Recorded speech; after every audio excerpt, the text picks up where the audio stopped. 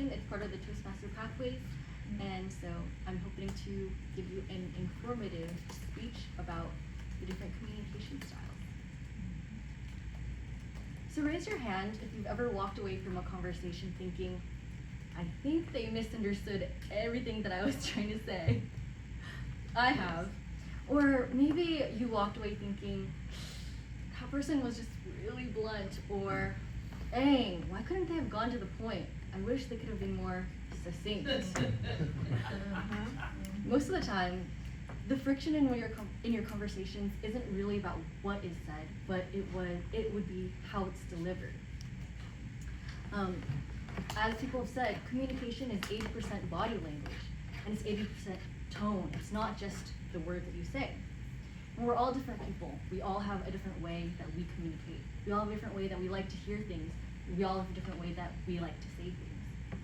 So today, I wanted to talk about 4 communication styles and how they can completely change how you interact with others. So the 4 are, number 1, supportive. These kind of people, they really value relationships. They really value collaboration. When they talk to you, they're more focused on, do you feel heard? Do you feel seen? How can we work together in a better way? Someone who's more analytical would value logic, details, facts. They might want more evidence before they decide on something. If you ask them, hey, do you want to go to dinner? They wouldn't just say, sure. They would say, well, where is it? How far would it take to get there? What cuisine are we having? Initiating. Someone initiating would value enthusiasm, more creativity. They might bounce off the walls.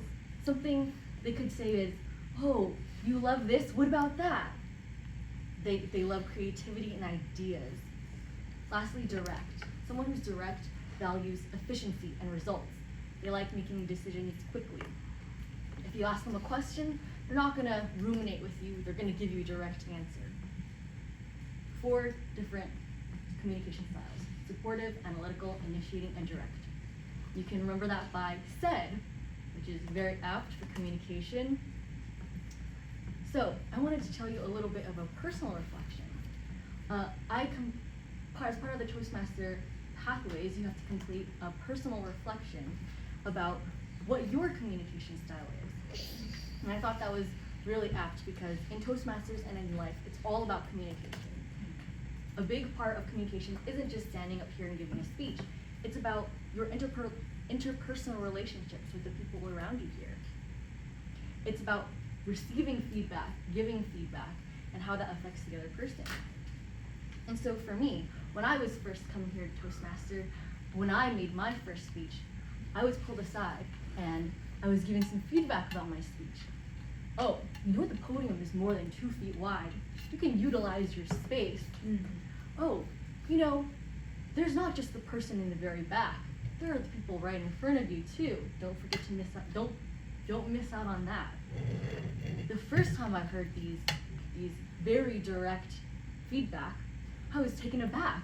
I thought, wow, was I really that awful in my speech that I'm receiving this like whole laundry list I felt of feedback? But no, that's not the case. And that's an important thing to remember. It's all about the different styles. That person was very direct and analytical.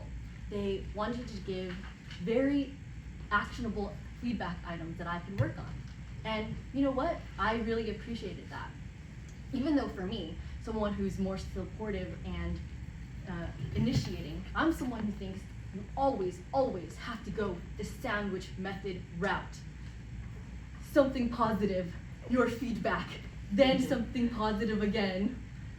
Because I feel like, okay, I really value relationships. I would never want to come off as rude or too blunt or come off as maybe too overbearing.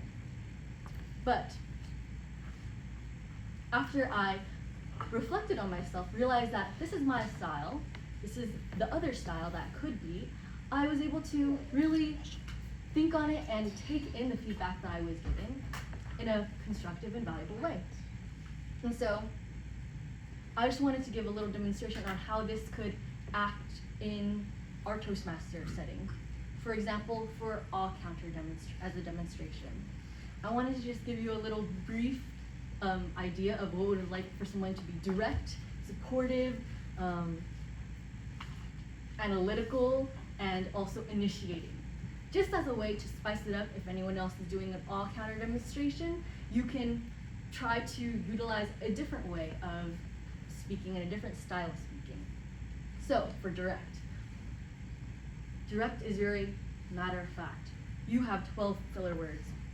Pause instead of saying It will make your speech much stronger.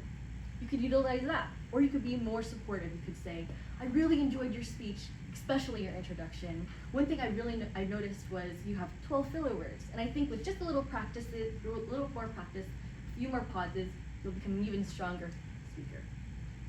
That could be supportive, or you could be more initiating. Oh, that was such a fun speech. You really had everybody's attention. And I did notice you had 12 filler words, but honestly, once you replace those pauses, your delivery is going to be fantastic. You could be more initiating, or you could be more analytical.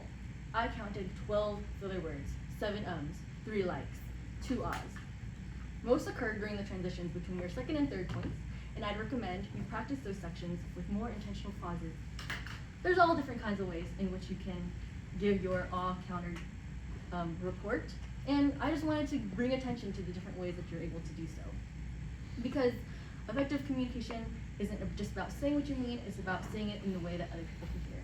Thank you.